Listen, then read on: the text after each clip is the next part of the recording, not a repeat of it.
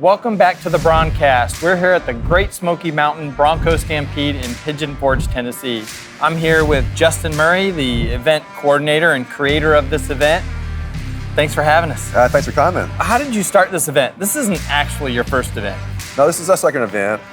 We just had a big need for Bronco event. We had a lot of people asking us to do the Bronco event, and so we obliged. You also have a lot of the vendors here will stay for a week and be here next weekend with the show that you've been doing for quite a while. What show's that? That's the Jeep Invasion, the Great Smoky Mountain Jeep Invasion. Been doing that for 12 years. And after doing that for 12 years, we just had so many people asking us to do the Bronco show. And so we were excited to do it. How many Jeeps did you have last year? Over 20,000, just a small little Jeep party we do. Just 20,000 Jeeps? Yeah. All the ones they made.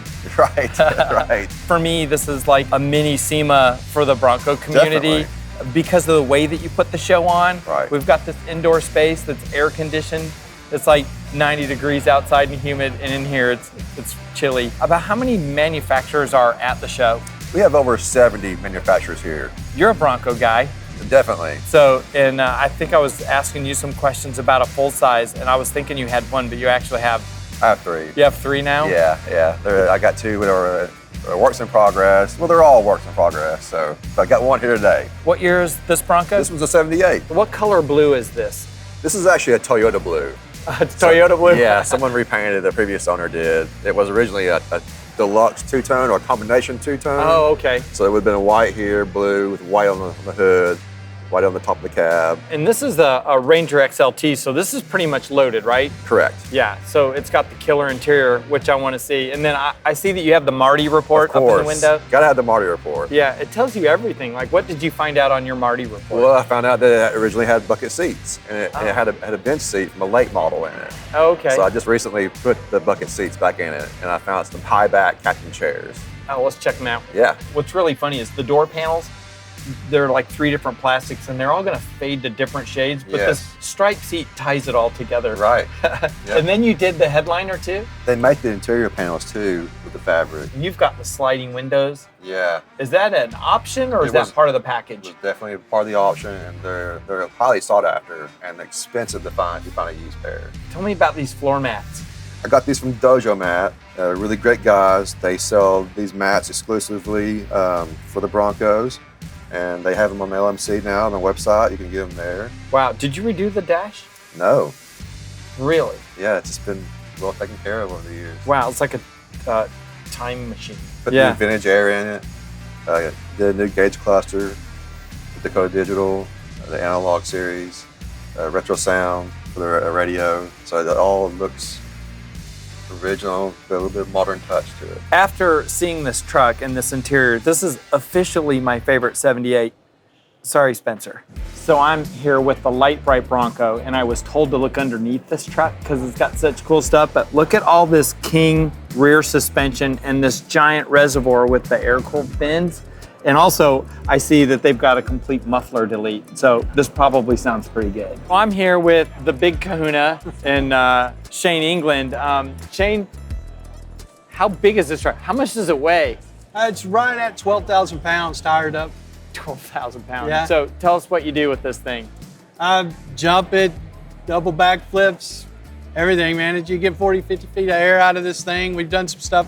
Went to King of Hammers in it this year. That was my first time at Hammers, and it was the first time I had a monster truck out there too, so it was pretty wild. You got to see the engine in this truck. How much horsepower does this make?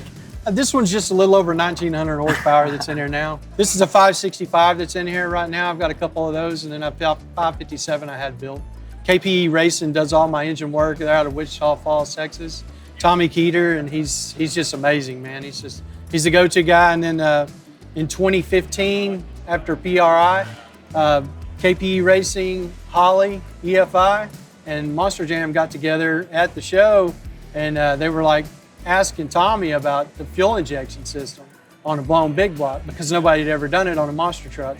And then all of them conference called me that day, and then they conned me into switching over. So my truck was actually race ready for the season that was coming up, and usually December I'm crunching to get ready because I have a day job offshore, so that's my normal job. And then I take off for the first part of the year just a race. And my truck was actually ready to go where I wasn't going to miss Christmas with the family, you know. And then these guys all called me up wanting me to switch to EFI. And so I had to rewire the truck. We pulled the motor out. The UPS readied everything to us. And it was just a mad dash to get to the first event. So now it's like a standard in Monster Jam. Everybody has to run it now. So this is the first O2 sensor in a monster truck. Yes. Right here. Yes. Yeah. These headers, I had stainless steel built. Rick and Ryan Digeroon at the metal shop made these for me. Tell us about the shocks. What'd you go with? Like Josh Garcia is a buddy of mine. He works out of the Kill Devil Hills shop in North Carolina. And he does these shocks. They're actually Overkill shock parts, but they're built by Josh Garcia. So he's been doing my shocks since 2017, I think. It's like a plug and play. I mean, automatically right out of the box, they're ready to go and launch them. I mean, you get 40, 50 feet of air out of these things and land like a pillow as long as you land on the tires. But if you land on anything else, it's gonna hurt. Oh, wow. Yeah. So that's Gravedigger territory, isn't it? Who? Yeah, that's Dennis. Actually, Dennis's property. Josh has a shop that he leases from him in the back. Oh, that's cool. But he does a lot of mega truck stuff too, and monsters, and so it's like he's constantly swamped and busy, always building shocks for everybody. So this kind of looks like an RTR truck. Is that is that a coincidence? So I was building this brand new truck, and then me and Vaughn kind of hooked up on social media, and then with Lauren as well, and the idea sparked, and then I told him I was going to go with this Bronco body on the new truck, and then we teamed up, merged with Fun Haver, and it's been actually, next month will be 2 years that we've been partnered up, and it has been a heck of a ride, man. It's been awesome. Well, hey, thanks for showing us your truck. We really appreciate it. Sweet, man, awesome. What I really like about this truck is that it's orange, Tennessee orange, but it says Crush on it. I like the orange and white paint scheme, and I especially like the white letter tires. I just think this is a real throwback and looks super cool. If any of you recognize this truck, it was in Bronco Driver magazine. That's where I first saw it. But this is the BDS truck that went to SEMA. If you notice, it's a half cab, or what would look like a U14. This is one of my favorite Gen 6 builds. If you don't recognize this truck, it was at King of the Hammers. If you look, it's one of Lauren Healy and Vaughn Gitten's RTR truck, Fun Haver trucks. The suspension is insane on this truck. The nose is pie cut. This thing will climb rocks. It's just incredible what they can do at high speeds. And you've seen tons of videos of this, but I love all the damage on the doors. Like, this is right off the race course. Oh man, look at this. I don't know how big the strap is, but holy crap. So I read the tag on this thing, and it says do not exceed 40,200 pounds. So that's like pulling 10 Broncos at one time. This is Alex. Alex, you have a company that restores vehicles or does custom builds? Yeah, a bit of both. We do restorations, hot rods, full frame offs. We try to stick to full builds so we can kind of control the whole aspect of it. But this is kind of the level of the build that we do. And we don't just do Broncos. This was actually our first gen Bronco that we built. Since then, or since this one, which was earlier this year, we've got 2 more on the go, and we've got 2 more second gens. One of the things that I saw that I really liked about this truck is how clean the engine bay is, and that you kept a 302 in here. Yeah. And it's an homage to what a great engine this thing is. You don't have to coyote everything, do you? Right. The whole theme for this build, the customer basically wanted a boxwood green, Wimbledon white, early Bronco or vintage Bronco that still felt and looked like a vintage Bronco. So factory frame, 302 engine. It's a blueprint engine, but it's still a 302 based engine. It's still got the C4 transmission. Gearstar souped it up for us, so it's still the 3-speed C4. Factory axles, just a 2.5-inch lift from Wild Horses, and 33-inch tires. So it's super simple, but trying to make something like that with old school components look like a show car was a little bit of a challenge. So we just tried to clean everything up. And you've hidden the CDI box and the coil. It's like, this just looks like a carbureted engine. Yeah, right, yeah. The other thing I noticed on this truck that I really liked was the inside, and you made some killer door panels, so I want to show those to everybody. Yeah, let's take a look at them. They fully carpeted the truck. They used it looks like a nice tight German pile, really high-end carpet. You stitched the edges, and I noticed that these door panels match the seats perfectly. Yeah. What did you do here with the door panel? So that's actually, the front, for a great example, is actually the original metal door panel from the 74, and the upholsterer that we use is Showtime Upholstery in Rome. He CNC cut this design out of wood, wrapped it, and then the seats are from Velocity, but that's the only thing we kept from it. And we called Velocity and was able to get this stitching, which was quite a feat, but we really wanted to incorporate into the front and the rear door panels. And the carpet's actually wool.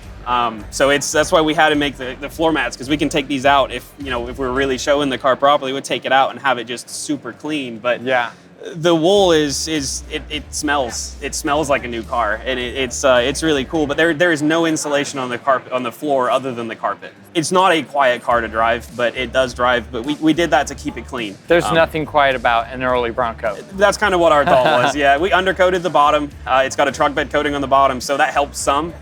It's not going to be super quiet. We went with a single exit exhaust to help some too, to kind of, again, keep it original. We really just wanted it to be clean. All right, so this is a super cool full size. It's a 79, but it's got the chromatic stripes. These things reflect at night. It's like fire at night. It's the most amazing thing. So I'm definitely gonna put some of these stripes on my truck. He's got these brand new Dynapro XTs by Hankook. What's really cool is these are on 20-inch rims and they're 12 inches wide. And in the engine bay, let me show you that. He's got a 460 cubic inch engine that's stroked out to a 502. The only problem he's having is keeping drive shafts from twisting. Not a bad problem. Tom's Off-Road just came out with these upper control arms for Gen 6 Bronco, and it's really nice. They're all billet and they have the Tom's logo on them, but they are coming out with so many new Gen 6 parts. So make sure you look at Tom's Off-Road if you're looking at buying your Gen 6 parts, not just early Bronco parts. I'm in the Tom's Off-Road booth with Josh Province, the marketing director, and we're in front of a Bronco Raptor that has a brand new product on it. What is this roof rack and awning? This is the front runner roof rack system. It's the Slimline 2, and it's a full bolt-on Bronco system. It uses all the accessory ready points, and it adds up to 600 pounds of static load capacity, more than double what the factory roof rack has. And it's a full ecosystem, so you have everything from MaxTrack mounts to kayak mounts to shower mounts to 270 awning mounts. So you could do overlanding, put a tent on top? Overlanding, tailgating, lots of different options. MaxTracks? MaxTracks, yep. Recovery equipment, lighting systems, power points. They even have a full stainless steel table that slides up underneath the rack and stows between the roof and the rack system. Yeah. So freeing up more space in the Bronco. Yep. What do you call this awning? Because it's different than some of the other ones. So this is kind of front runner's standard awning. Aluminum legs, nice heavy duty vinyl. What's nice about it is that it deploys pretty quick. I saw when it was in the box, it sort of just goes in like a regular awning and just stays on the rack when you're on the rack, and you go right down the road with it. Absolutely, at all times. So it's nice if you're at a sporting event or a tailgating event. It's useful there too, beyond just camping and overlanding. And you've come out with this. Yeah, this is a 6th gen only catalog. Yep, absolutely. So it's full of the rest of our offering. From lighting to our billet control arms, MaxTracks, and a lot of other recovery equipment accessories, and we're kind of going head first into the 6th gen as well. So we're coming back later and we're going to mount that tailgate. Yep. Is that what that's called? Yep. And that's by who? The tailgate. It's also the front runner tailgate with the slide out wooden extension, and then we're also going to do the MaxTracks mount as well. Okay. So on the roof rack. I'll come back. I'll bring my tools. Cool. All right. Absolutely. Back here in the parking lot where all the trucks are on display, I'm with the Tennessee Bronco Club, President Matt Mooney, and I assume Vice President Jamie Davis, and we're in front of their two Broncos. So Matt has, what year is yours? 70. A 1970 Bronco, and yours is a little newer? It's a 2021. We have about 20 people in the tent over here, and how many trucks on display? 50 or so. 50 from the club? Yeah, just from the club. So if you don't have a club in your area, if you do, join it. If you don't, join this one. I think you have on Facebook, how many people? Almost 5,000. Almost 5,000 and growing. You can be any generation Bronco you want. They accept everyone. Yeah, if it came from Ford with Bronco on it, anywhere, we accept it. So Jamie has been planning one of the next events, which the club will be at Ford Fest. We will. And last year, she joined the jumping group of people jumping their Broncos and got 10 feet in the air. Is that how high we got? Yeah. Totally. It felt like 10 feet. It totally felt like 10 feet. It was awesome. So the club and your local club hopefully will put on events every month or every other month. And how often do y'all get together? Most of the time it's once a month. Yeah. Every now and then we might even squeeze in 2 per month. Yeah. We try to be a couple in East Tennessee, a few mostly in Middle Tennessee, and we're trying to reach out to West Tennessee too. We also do some cruise-ins with the Blue Ridge Bronco group, and we're trying to work on some stuff with Georgia Broncos. So we all play well together and try to get as many people involved as we can. Part of your Bronco experience should always be joining a club. Let's give a thumbs up for GSM, and we'll see you all at Ford Fest.